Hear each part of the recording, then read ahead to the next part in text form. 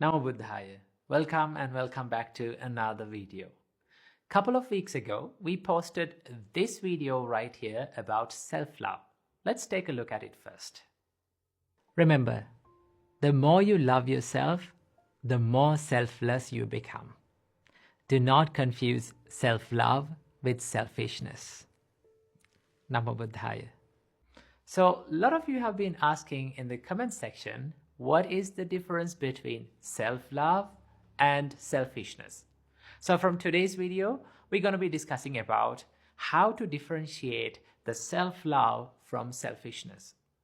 Now, to understand about this, first we need to understand what is selfishness. Now, selfishness always born from the unsatisfied nature of our mind.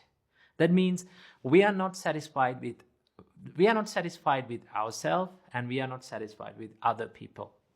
So what happens? We try to fill this unsatisfaction, fill this gap in our mind to satisfy ourselves. So what we do? We make expectations towards ourselves and towards others. And when the people around us and even ourselves are not meeting these expectations of even ourselves, what happens to us? We try to pursue and we try to chase behind these expectations and filling these expectations even more and more.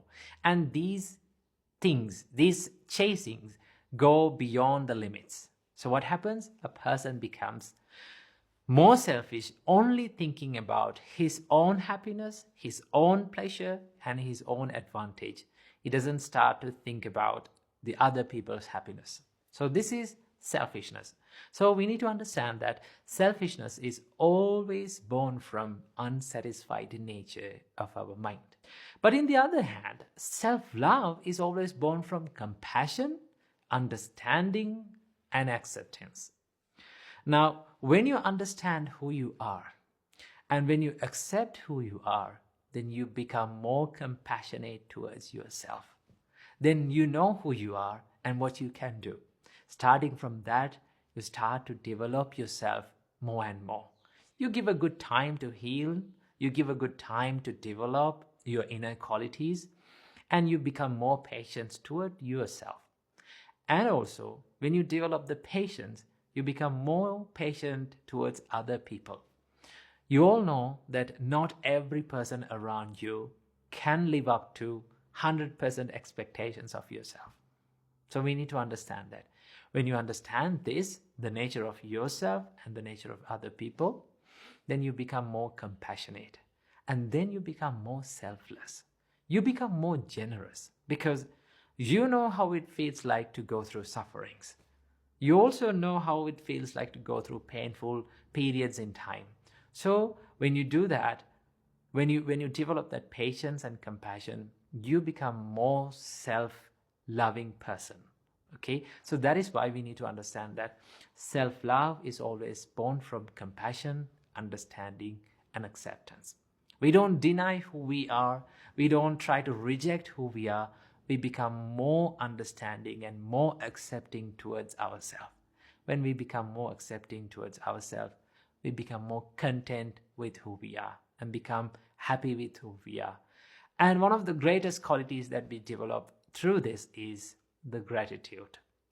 We become thankful for what we have in our life. We don't say that, oh, everyone needs to fulfill my expectations and I'm not going to commit anything for you. You need to fulfill all of my expectations. Those emotions won't happen when you become more self-loving person. So understand the difference between the self-love and selfishness.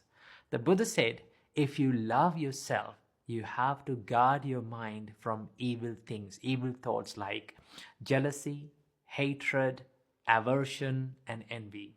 When you guard your mind from these unwholesome thoughts, you protect yourself. And that is self-love. When you protect yourself, you protect others as well. So keep this little beautiful advice from the Buddha in your mind and be happy. Namo Buddhaya.